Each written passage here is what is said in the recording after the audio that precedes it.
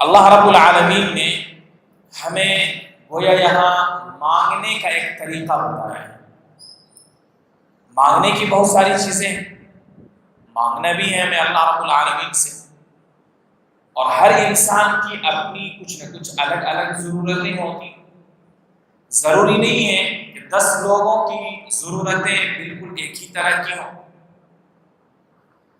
لیکن اس میں ایک کامن چیز ہے جو اللہ رب العالمین سے مانگی جانی چاہیے، جس کی ہر ایک کو ضرورت ہے، ہر شخص کو اس کی ضرورت ہے۔ اس مانگنے میں کوئی الگ نہیں ہے۔ اس کی ضرورت ایک نوجوان کو بھی ہے، اس کی ضرورت ایک جوان سے اوپر بوڑھے شخص کو بھی ہے، عورت کو، مرد کو، یہاں تک کہ انسانوں سے نکل کر جناتوں کو بھی اس کی ضرورت ہے، اور وہ ہے صراط مستقیم، سیدھے راستہ، ہدایت کا راستہ، وہ راستہ جس پر انسان اگر چلتا ہے تو اللہ رب العالمین خوش ہوتا ہے، وہ راستہ جس پر انسان چلتا ہے تو اللہ رب العالمین خوش ہو کر انعام اور اکرام عطا فرماتا ہے۔ تو یہ جو راستہ ہے وہ ایسا راستہ ہے جس کی ہر ایک کو ضرورت ہے۔ کوئی یہ نہیں کہہ سکتا کہ نہیں آج مجھے ضرورت نہیں، یا آج مجھے اس کی ضرورت نہیں، یا کبھی بھی ضرورت نہیں، مجھے اس کی کوئی حاجت نہیں، ایسا کوئی نہیں کر سکتا۔ تو یہ انسان کی آبادی اور ہمیشہ ہمیشہ کی ضرورت ہے، اس کو چاہیے کہ سیدھا راستہ اللہ رب العالمین اس کو عطا فرمائے۔ عزیزان محترم، الصراط اور المستقیم دو لفظ اللہ رب العالمین نے ذکر فرمائے ہیں۔ صراط کے معنی آتے ہیں راستے کے، اور المستقیم کے معنی آتے ہیں سیدھا، بالکل سیدھا، ایسا سیدھا کہ اس میں کہیں بھی ٹیڑھا پن نہ ہو، اس میں کہیں بھی گھومنے اور پھرنے یا مڑنے کی کوئی جگہ نہ ہو، بالکل سیدھا ہو کہ اگر اس راستے پر کوئی چلے تو بالکل اپنے منزل کو وہ پہنچ جائے، اور اس کو منزل کے پہنچنے میں کوئی دقت، کوئی دشواری، کوئی پریشانی اسے لاحق نہ ہوتی، اس کو کہتے ہیں المستقیم۔ اسی لیے عرب کے زبان میں، عربی میں ایک لکیر جو لمبی سی اور بالکل سیدھی کھینچی جاتی ہے، خط، لکیر، لائن، اس لائن کو مستقیم کہا جاتا ہے، اس لیے کو بالکل سیدھی ہوتی۔ تو اللہ رب العالمین نے کہا، ہمیں اور آپ کو بتایا کہ آپ اللہ سے مانگا کرو، اور یہ مانگنا ایک وقت نہیں ہے، بلکہ 5 وقت جو فرض کی نماز ہے اس میں تو مانگنا ہی مانگنا ہے، اس کے علاوہ تم سنتیں پڑھو، واجبات پڑھو یا نفل نماز پڑھو، ان تمام نمازوں میں اللہ رب العالمین سے یہ مانگتے رہو، اہدنا الصراط المستقیم، ہمیں سیدھے راستے پر چلائیے، ہمیں سیدھے راستے کی تلقین کیجیے، ہمیں سیدھے راستے کی ہدایت عطا فرمائیے۔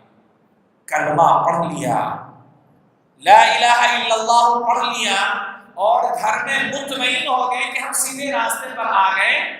نہیں۔ ہر مسلمان، بلکہ انبیاء، نبی، صحابہ، اولیاء اللہ، بزرگان دین، ہمارے اسلاف جو بھی گزرے، چاہے ایمان کے کسی بھی درجے پر وہ پہنچ چکے ہوں، ہر حالت میں ان کو اللہ سے مانگتے رہنا، اہدنا الصراط المستقیم۔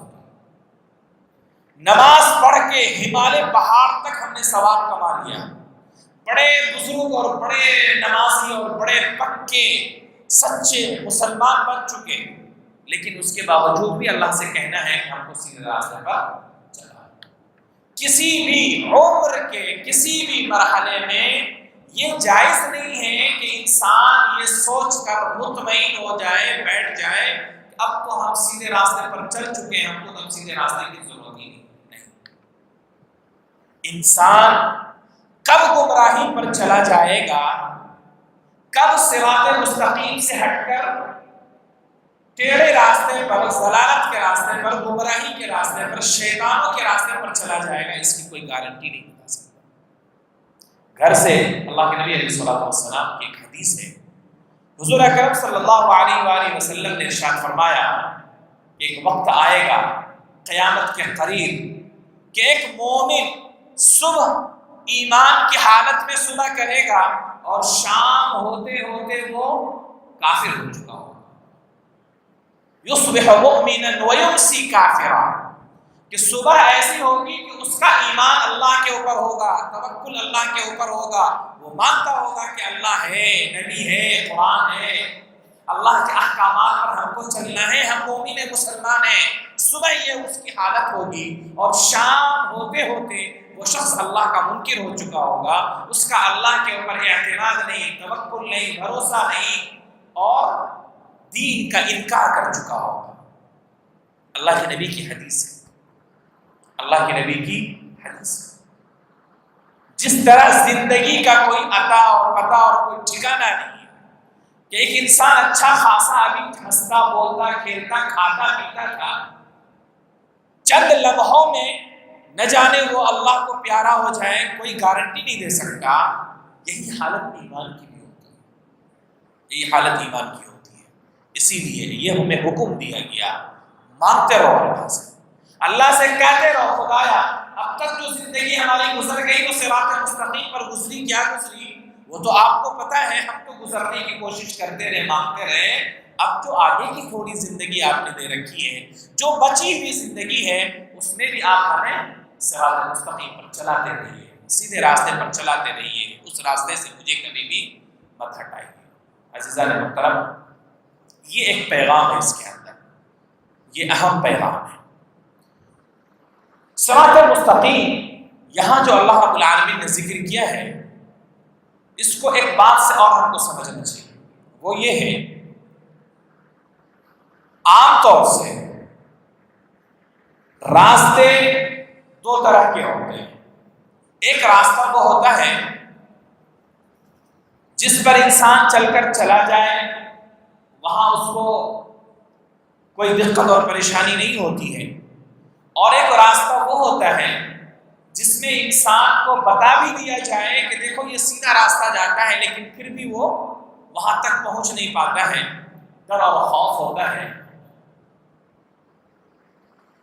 تو یہ دو طرح کے جو راستے ہوتے ہیں، ان دونوں راستوں میں یہاں جو راستہ اللہ رب العالمین نے ذکر کیا ہے، اس سے وہ راستہ ہے جس پر انسان کو ہاتھ پکڑ کر منزل تک پہنچا دیا جائے، وہ راستہ ہے تو سیدھا جایا جا سکتا ہے، لیکن اس کے باوجود اس راستے پر چلانے کے لیے کوئی نہ کوئی ہاتھ پکڑ کر وہاں تک پہنچانے والا بھی ہوتا ہے.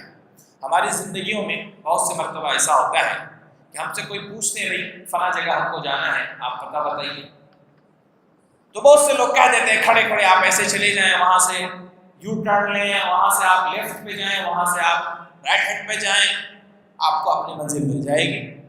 بہت سے اللہ کے بندے ایسے ہی ہوتے ہیں، بھائی صاحب آپ میرے ساتھ چلو، میں آپ کو وہاں تک پہنچا دیتا ہوں. بہت سے لوگ ایسے بھی ہوتے ہیں اللہ کے بندے. ابھی میں حیدرآباد گیا ہوا، پچھلے درس میں آپ کے یہاں نہیں تھا، میرے ساتھ ایسے ہی ہوا. وہ اللہ کا نیک بندہ جہاں مجھے پہنچنا تھا وہاں تک وہ ہاتھ پکڑ کر لے گیا، مولانا یہ ہے فلاں جگہ جہاں آپ جانا چاہتے ہیں. تو قرآن کریم میں اللہ رب العالمین نے اہدنا الصراط المستقیم، سیدھا راستہ کی جو بات کی ہے، اس سے مراد وہی راستہ ہے جس کو پکڑ کر پہنچایا جائے. یعنی اب راستے میں بیچ میں کوئی خطرہ نہیں ہے، کوئی خطرہ نہیں ہے. وہ پہنچانے والا کون ہے؟ راستہ تو ہے، وہ پہنچانے والا کون ہے؟ وہ نبی علیہ الصلوۃ والسلام ہے.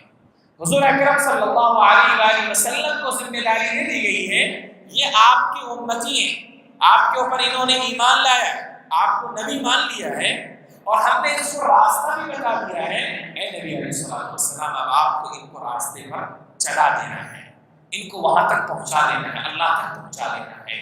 اور حضور اکرم صلی اللہ علیہ وآلہ وسلم نے ہمارا ہاتھ پکڑ کر اللہ سے صرف رشتہ ہی نہیں جوڑا، بلکہ اللہ تک ہمیں پہنچا بھی دیا، پہنچا بھی دیا.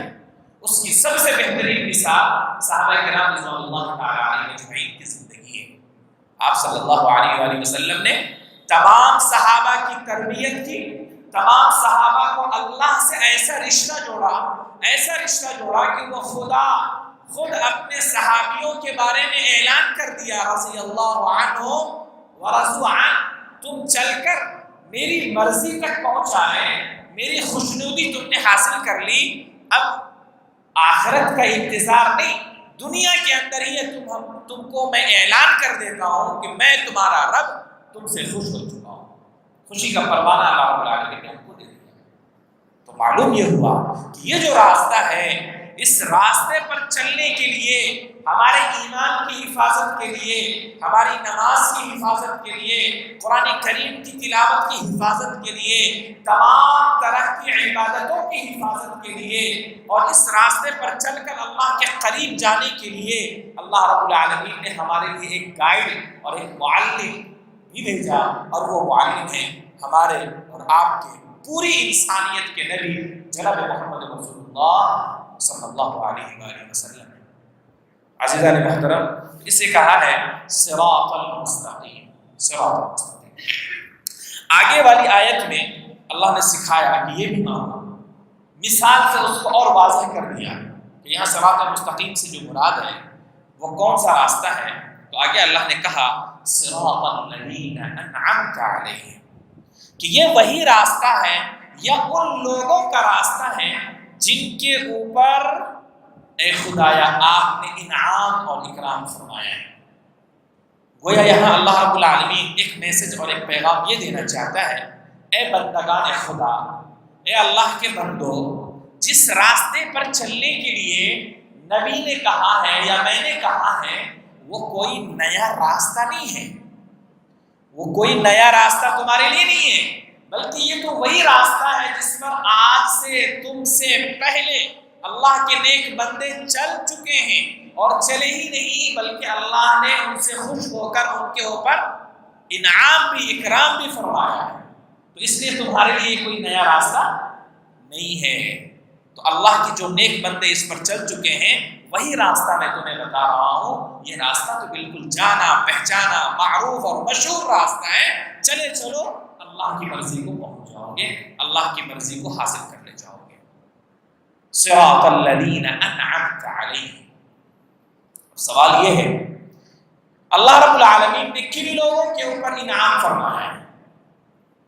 یا وہ انعام والے لوگ جن کے راستے پر اللہ چلنے کے لیے ہم سے کہہ رہا ہے وہ کون لوگ؟ سورہ نساء میں اللہ رب العالمین نے اس کا ذکر فرمایا ہے۔ سورہ نساء 5ویں پارے میں اللہ رب العالمین نے کہا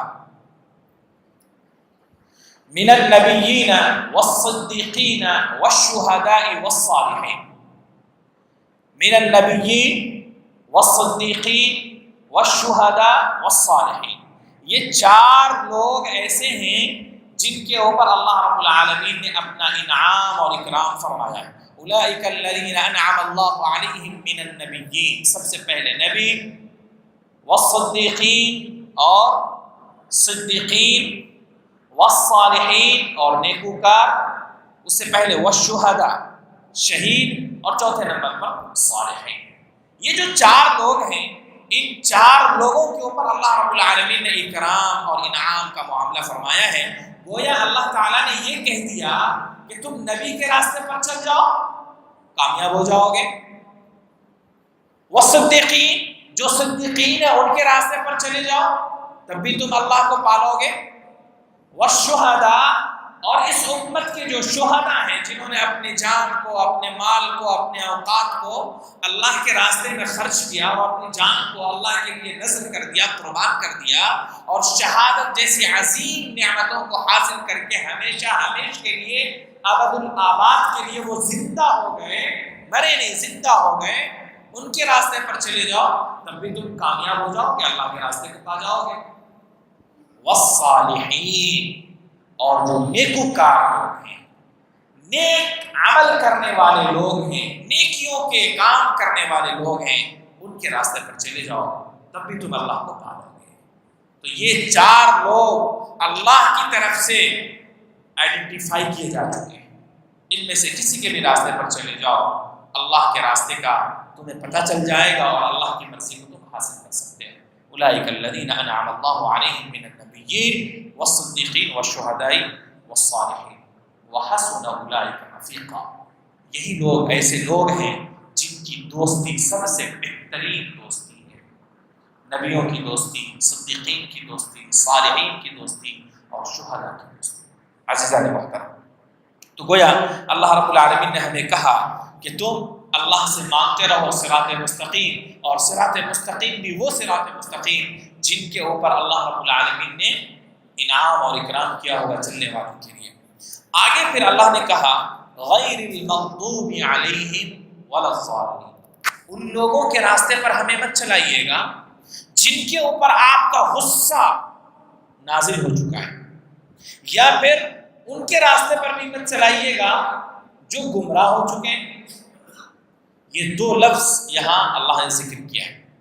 نمبر ایک المغضوب علیہم، ایسے لوگ جن کے اوپر اللہ رب العالمین غصہ ہو چکا ہے، جن کے اوپر اللہ نے اپنا غصہ نازل کیا ہے.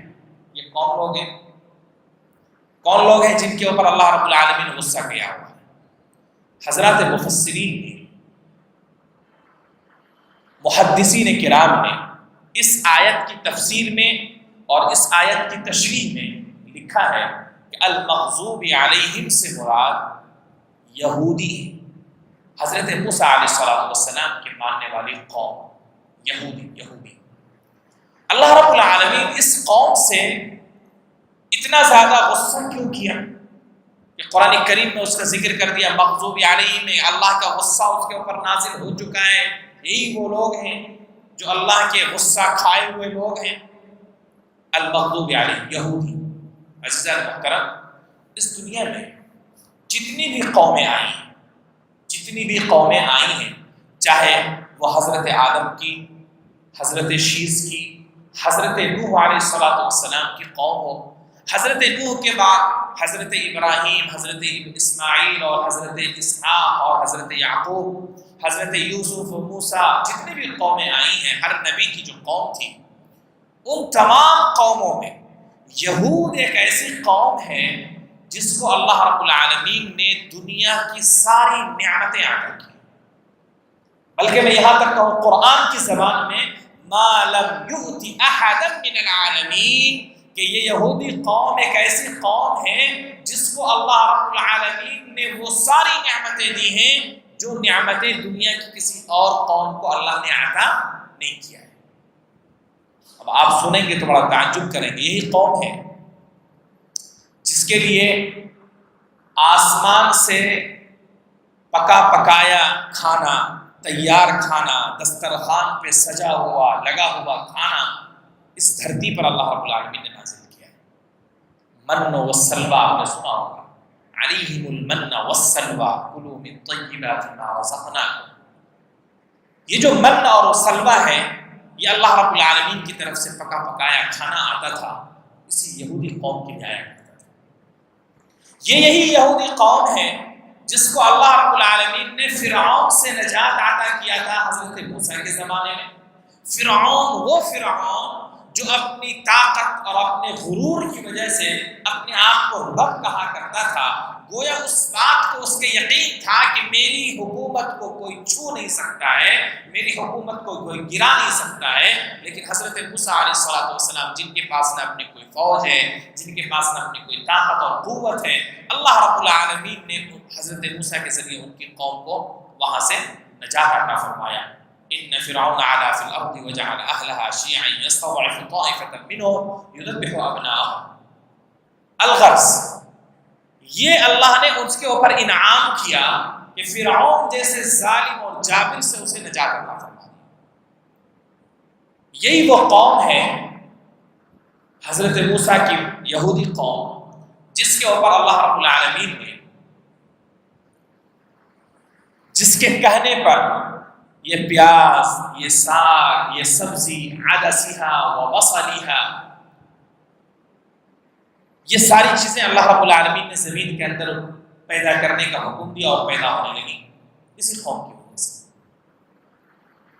تو اللہ کے انعامات تو بے شمار ہیں اس قوم کے اوپر، لیکن ساتھ ہی ساتھ یہ قوم تمام نبی کے قوموں میں سب سے بدترین قوم رہی. اپنے نبیوں کو ستانا، اپنے نبیوں کے مخالف کام کرنا، نبی جو کہیں اس کی مخالفت کرنا، بلکہ یہاں تک اپنے نبی کو قتل کرنا بھی ان کی سرشت میں داخل ہے۔ انہوں نے اپنے نبیوں کو قتل کیا ہے۔ یہ قوم ہے۔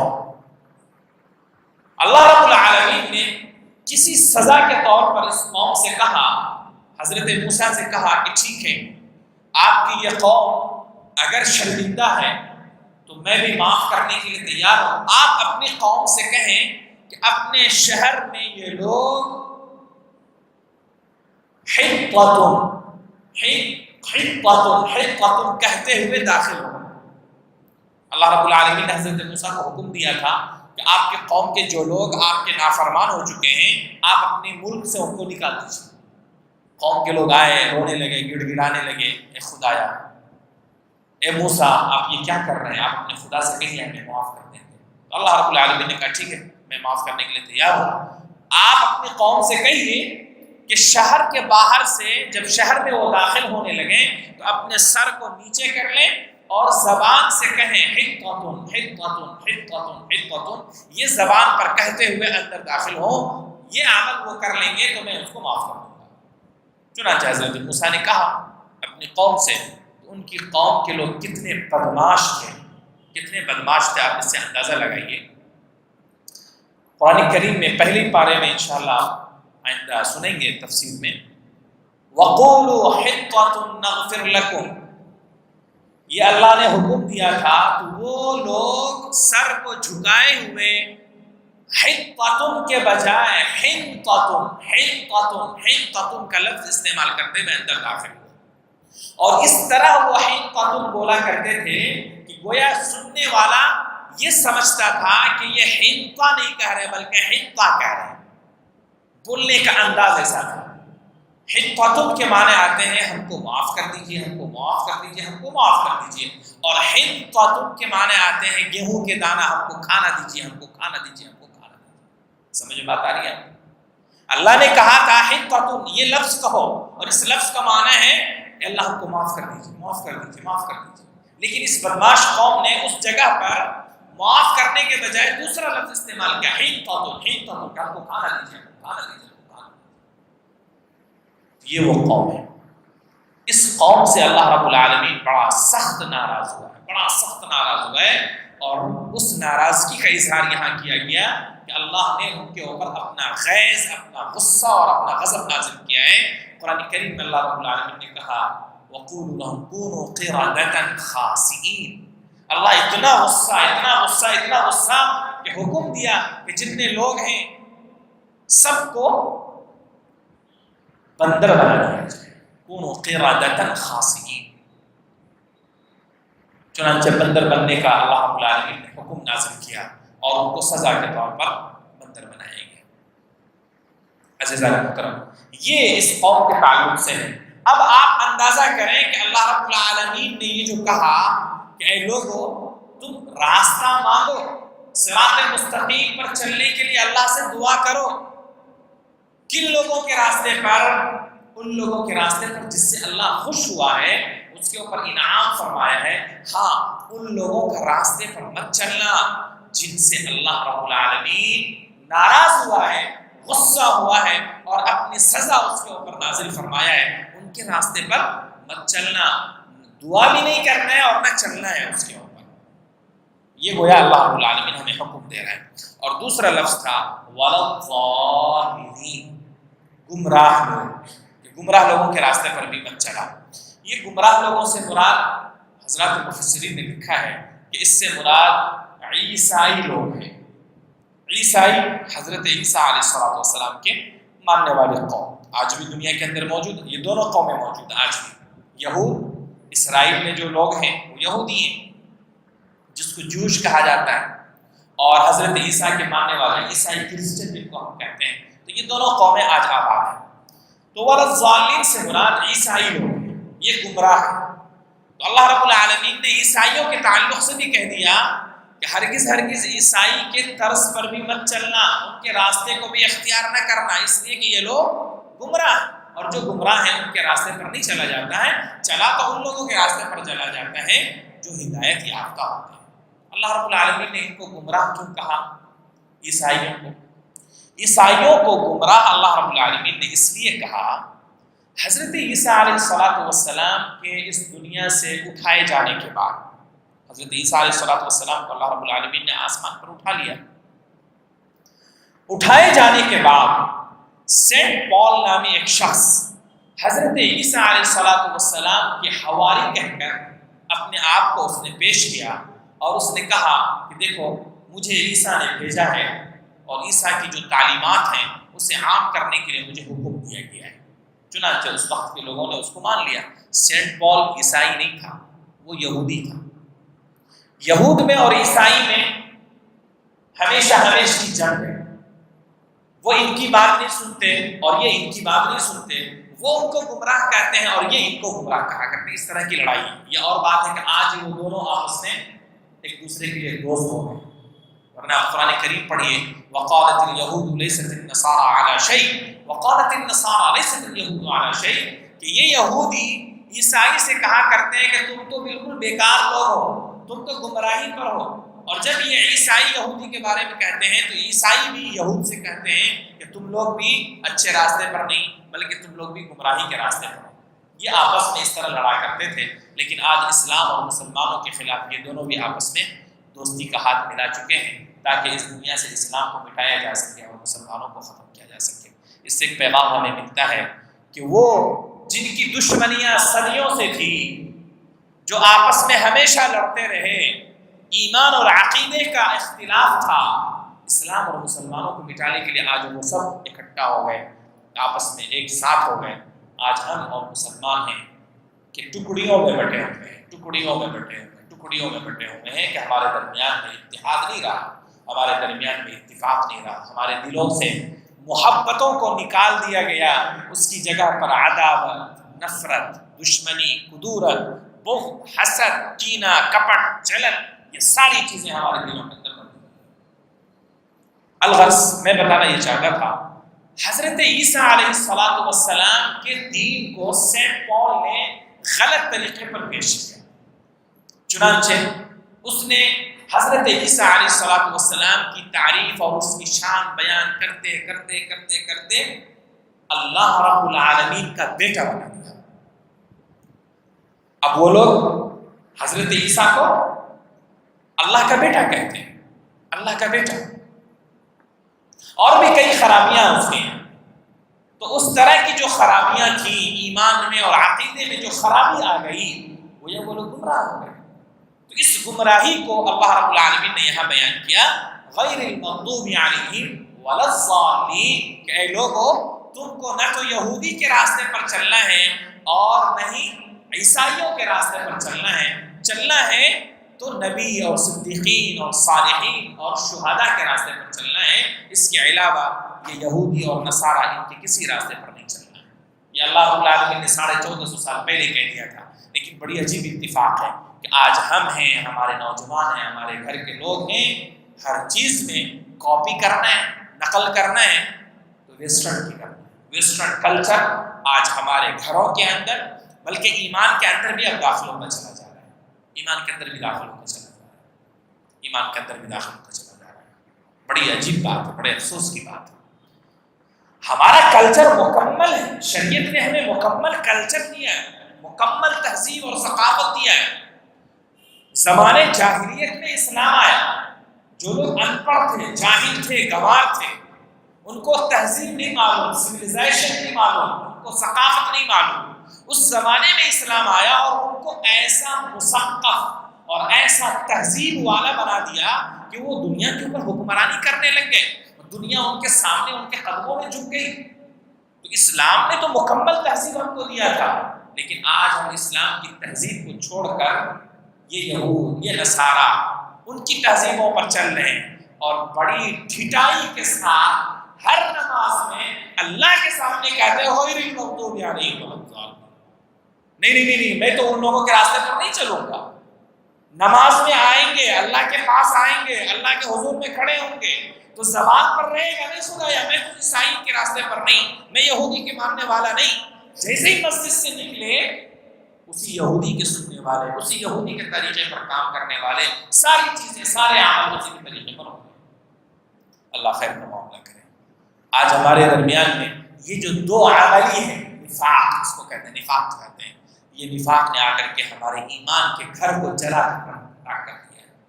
ایمان کے اندر طاقت نہیں رہ گئی۔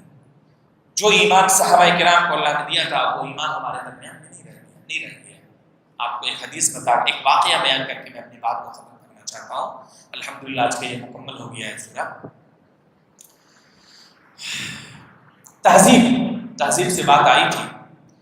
حضرت ربعی ان کا واقعہ ہے، اس وقت کا رستم ایران کا سپہ سالار، بڑا خطرناک بادشاہ، جنگی فوج، جنگی طاقت کا بڑا مالک آدمی تھا۔ جس جنگ میں وہ شریک ہو جائے وہ جنگ جیتا کرتا تھا، اتنا پاورفل آدمی۔ صحابی رسول ہیں، ان کو اس وقت کے امیر المومنین نے حکم دیا کہ آپ کو ایران جانا ہے اور ان کے دربار میں جا کر کے اسلام پیش کرنا ہے، اسلام پیش کرنا ہے۔ روایتوں میں آتا ہے کہ وہ صحابی اپنے جانور کو چارہ لگانے کے لیے چارے کی تیاری کر رہے ہیں۔ آپ نے دیکھا ہوگا جانوروں کو کھلانے کے لیے پتھر کا بنا ہوا ہوتا ہے، اس میں پانی، گھاس اور جو کچھ بھی ہوتا ہے میٹیریل ڈال کر کے اس کو مکس کیا جاتا ہے۔ وہ اپنے ہاتھ سے اپنے جانور کو کھلانے کے لیے تیاری کر رہے ہیں۔ اسی درمیان میں خلیفہ امیر المومنین کا قاصد آ گیا اور اس نے آ کر کے کہا کہ آپ کو امیر المومنین نے کہا ہے فلاں جگہ جانے کے لیے۔ روایتوں میں آتا ہے کہ یہ آستین ان کی چڑھی ہوئی ہے، اسی حالت میں ہاتھ دھویا ہے، ٹوٹی پھوٹی ہاتھ میں تلوار لی ہے اور اپنے گھوڑے پر سوار ہوئے چل دیے۔ جب اس رستم کے دربار میں پہنچے، کیا عالی شان دربار، شاہانہ، بادشاہوں جیسا دربار، ظاہر ہے کہ وہ بھی بادشاہ ہی تھا۔ جب حضرت وہاں پہنچے ہیں تو دربار نے روک لیا، ارے یہ قوم کہاں سے آ گئے، کپڑے اچھے نہیں ہیں، ٹوٹی ہوئی تلوار ہاتھ میں ہے۔ تو ان کو روک کر کے، میں واقعہ کو مختصر کرتا ہوں، ان کو روکنے کی کوشش کی۔ اس جگہ پر ایک واقعہ ہوا تھا، انشاءاللہ کبھی بیان کروں گا۔ ان کو روکنے کی کوشش کی، انہوں نے کہا کہ دیکھو میں قاصد ہوں، مجھے امیر المومنین نے بھیجا ہے اور تمہارے بادشاہ سے ملنا ہے۔